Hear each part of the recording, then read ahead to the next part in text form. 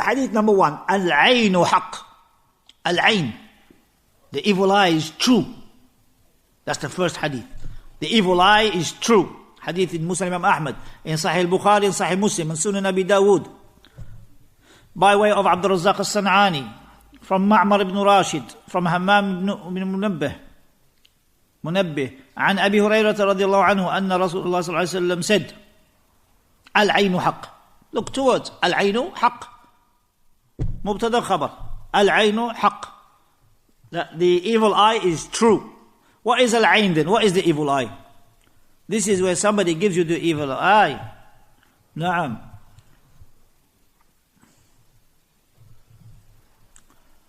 When somebody gives you the evil eye, he doesn't say Allahumma barik. He sees something that he likes upon you, he doesn't say Allahumma barik. He may praise you, he may say good words regarding what you have of blessings from Allah subhanahu wa ta'ala. It could be a car, could be good clothes, could be, instead of saying Allahumma barik, the person, he says, oh, that's so nice. Oh, Lord, look at that. Like I remember one person said that a long time ago. We had a car, and he said, it was an old car, it wasn't new, but he said, oh, these cars are solid. I said, say Allahumma barik. He never said Allahumma barik. He just kept on saying, oh, I know these ones. I know these ones. These ones are solid. He kept. I'm still looking for that brother, till today, subhanAllah. Because the next day, the clutch went. Qadar Allah ma sha'a fa'al. So I tried to continue reminding him, Akhi, say Allahumma barik. Say Allahumma barik. And he just kept on saying, this is solid. Allahumma musta'an. So, al-ayn is haqq. Even you could do it upon yourself. Well, al-mu'jab bi nafsi, the one who's amazed with himself and what he has. Na'am, he doesn't say, Allahumma barik. Na'am. And the Messenger sallallahu alayhi wa sallam, he said, وَلَوْ كَانَ شَيْءٌ سَابِقَ الْقَدْرِ سَبَقَتْهُ الْعَيْنِ وَإِذَا اسْتَغْسَلْتُمْ فَاغْسِلُوا. The hadith in Sahih Muslim. If there's anything that would precede the qadr, na'am, then it would be the evil eye. Na'am. What does it mean, precede the qadr? It doesn't mean that it's actually going to go against the knowledge of Allah. Allah knows. Wallahu ya'lamu antum la ta'lamun. Allah knows that the evil eye is going to occur for this individual. So it doesn't precede Allah's knowledge. But what is intended by this is affirmation that this is real. Affirmation that this is haqq. Affirmation that, as Umar radiallahu anhu said, we go from one qadr to another qadr. It's the same. It's the qadr of Allah. One could be general, the other one's more specific. Is the same.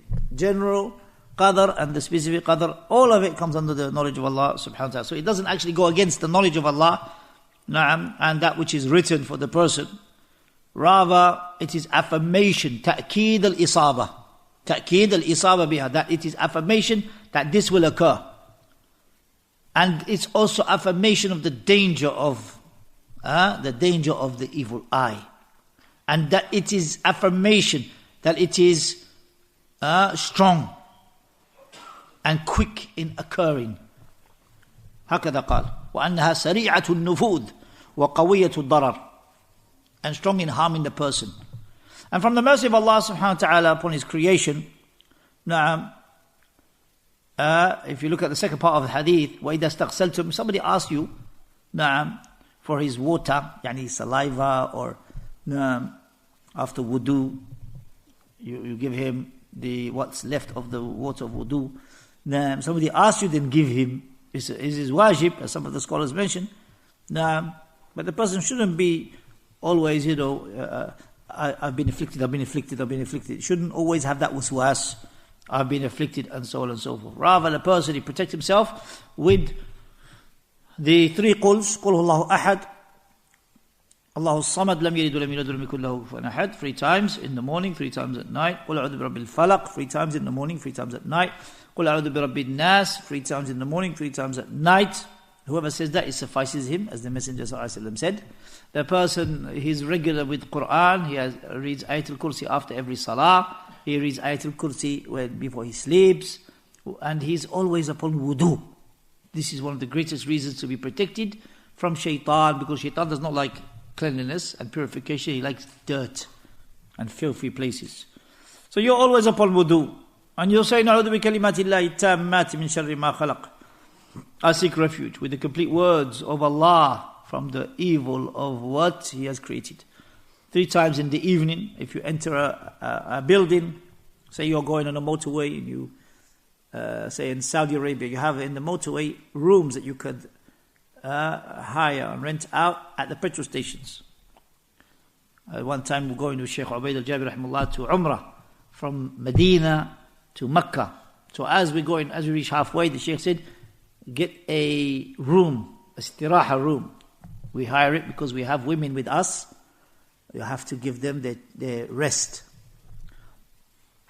And this shows also how the ulama are with looking after the qawarir, the fragile vessels. The women, Allah's Messenger described them as fragile vessels. Easy to hurt, easy to please, easy to hurt. So look, Shaykh so kind and so merciful, he said, stop by at istiraha. So we stop by, usually we just go straight, maybe stop just to put petrol, but this time the Shaykh said, stop by, we're going to take a room to rest, or 2 rooms. So we took the room, and then as soon as the Shaykh entered, he said, أعوذ بكلمات الله تامات من شر ما خلق. This hadith of the Messenger ﷺ, that when you enter a residence, like one of these residences, you don't know, could be a snake, could be a scorpion, could be something that will bite you, but you say this is sufficient for you. أعوذ بكلمات الله تامات من شر ما خلق. Once is sufficient. And then we stayed, and he said, don't tell them to go until they tell us, let's go. SubhanAllah, I was thinking this will take long. Anyway, alhamdulillah, the Shaykh shows you the Shaykh's patient and Shaykh's rahmah with the women, and also the knowledge with regards knowing this beautiful hadith, which was reported by the son of Uthman. Rather, his name is Aban ibn Uthman ibn Affan radiallahu anhuma. So he's the son of Uthman. And one time, subhanAllah, he was bitten. And a person came to him and said, you narrate this hadith and you were bitten. He goes, by Allah, my father spoke the truth. SubhanAllah. And by Allah, the Rasul spoke the truth. Today I forgot to say, is it? Allahu Akbar. So say that narration. Say that dua. أعوذ بكلمات الله التامات من شر ما خلق once. In the daytime, it came a narration like that, and 3 times in the evening. Once in the daytime, I'm not actually sure. Please don't quote me on that one. Let me make sure of that one. But 3 times in the evening, yes. As for بسم الله الذي لا يضر مع اسمه شيء في الأرض ولا في السماء وهو السميع العليم, that's 3 times in the morning, 3 times in the evening. No.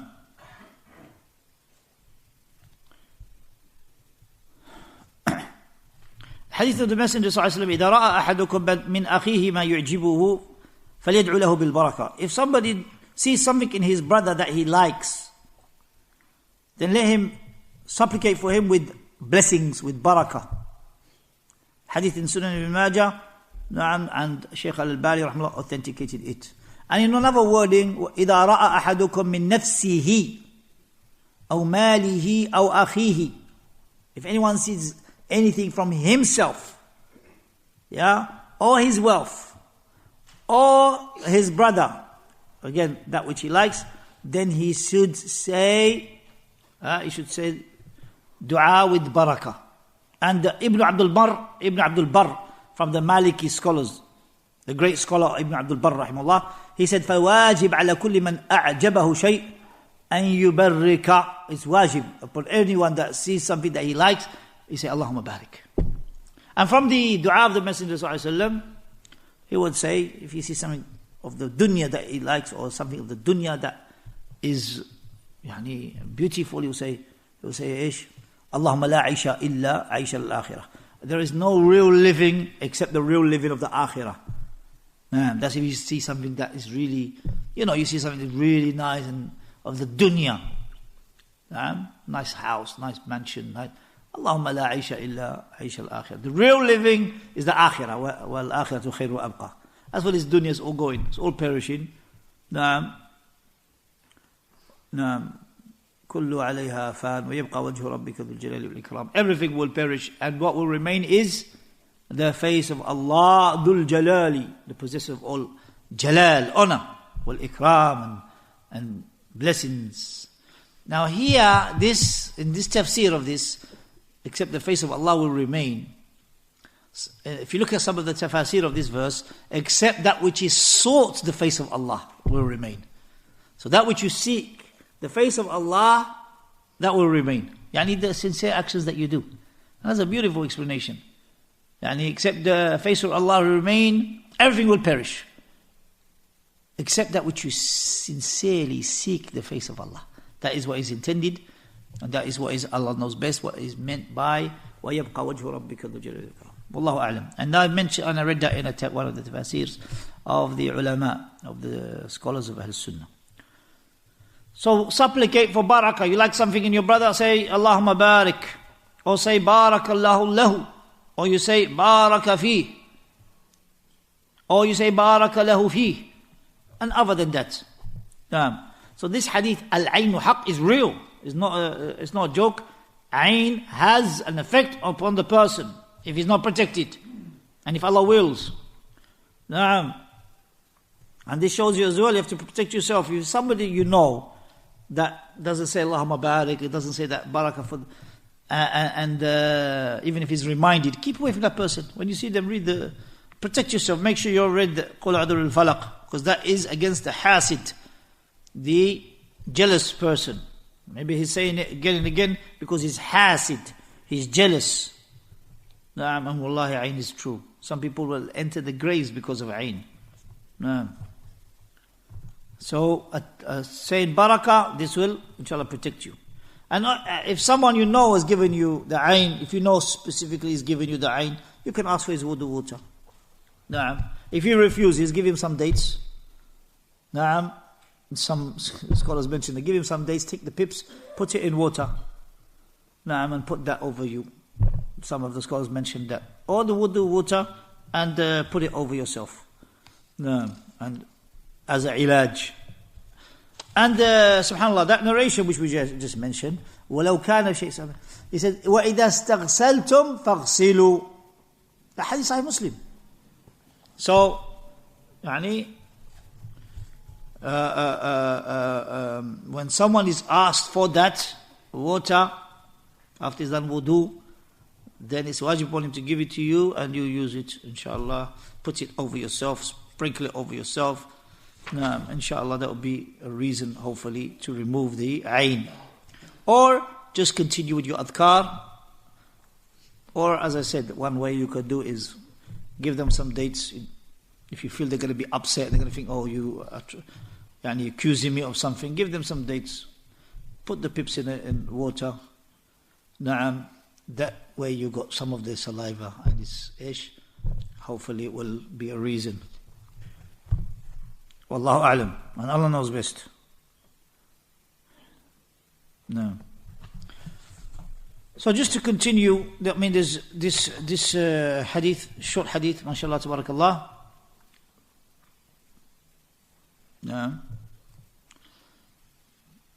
This hadith also shows us the Messenger ﷺ's concern for his ummah, that he wants to benefit them in that which is halal, that which is allowed, that which could harm them. Then he already told us what to do to protect ourselves. He didn't say go to the dead and supplicate to them for protection, to remove darar and to bring about benefit. He never said that, call upon the dead, no.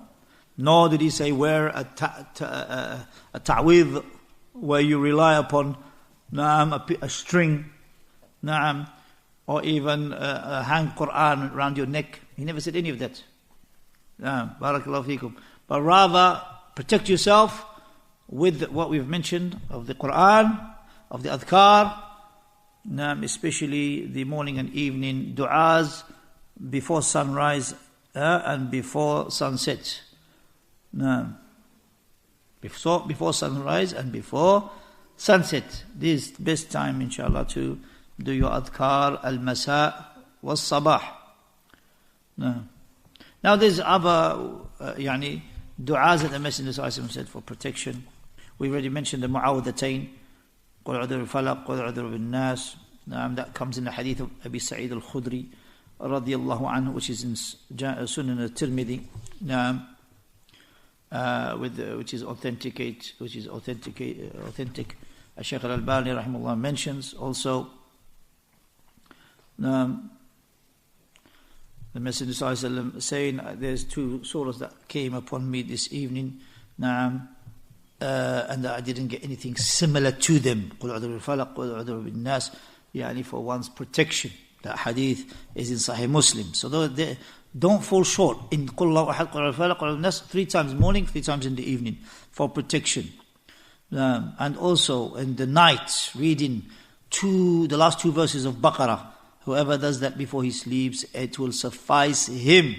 It will suffice him. The hadith of Abi Mas'ud radiyallahu anhu, that the Messenger sallallahu alaihi wasallam mentioned that, and that is in Sahih al-Bukhari.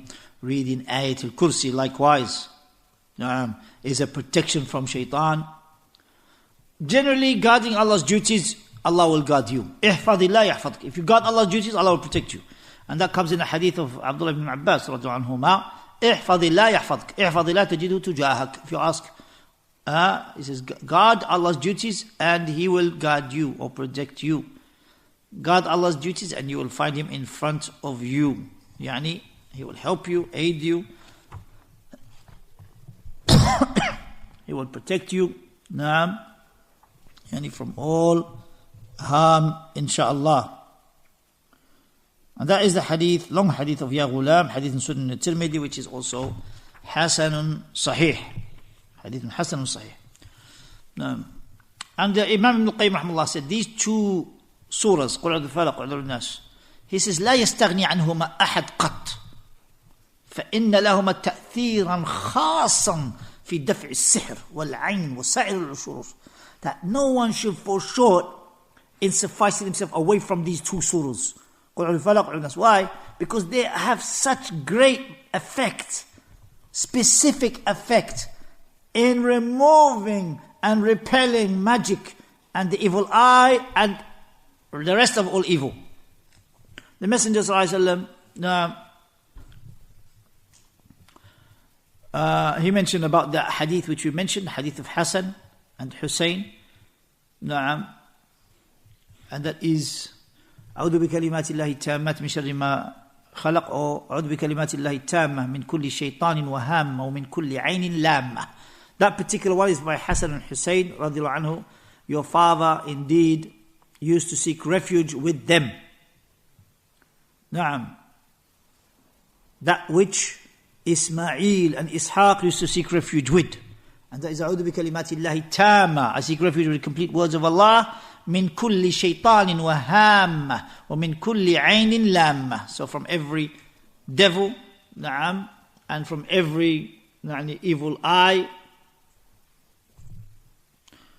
and from all harm that may affect the person. That hadith which is in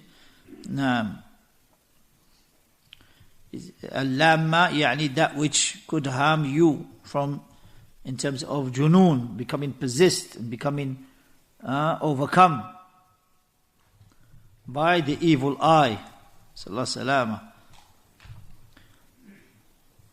I mentioned that. And likewise we mentioned hadith, Bismillah alladhi la yadurru ma'a ismihi shay'un fil ardi wa la fis sama' huwa as-sami'ul 'alim. 3 times morning, 3 times evening. Lam yadurruhu shay'un fi dhalika al-yawm aw fi tilka al-layla.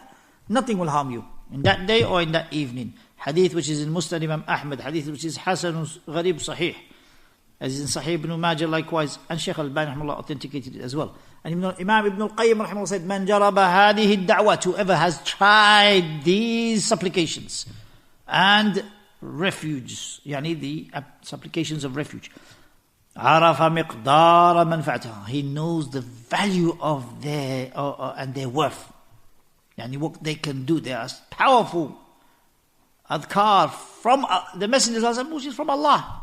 وَشِدَّةِ الْحَاجَةِ إِلَيْهَا, and the great need that we have for these adhkar. وَهِيَ تَمْنَعُ وُصُولَ أَثَرِ الْعَائِنِ, and also it protects the effect of the evil eye reaching you, affecting you. وَتَدْفَعَهُ بَعْدَ وُصُولِ, and it repels it after it has come upon you. It repels it. No. And Allah subhanahu wa ta'ala said about the Quran in itself, وَنُنَزِّلُ مِنَ الْقُرْآنِ مَا هُوَ شِفَاء, and we send down from what is in the Quran, it is as shifa, يعني we send down from the Quran that which is a cure.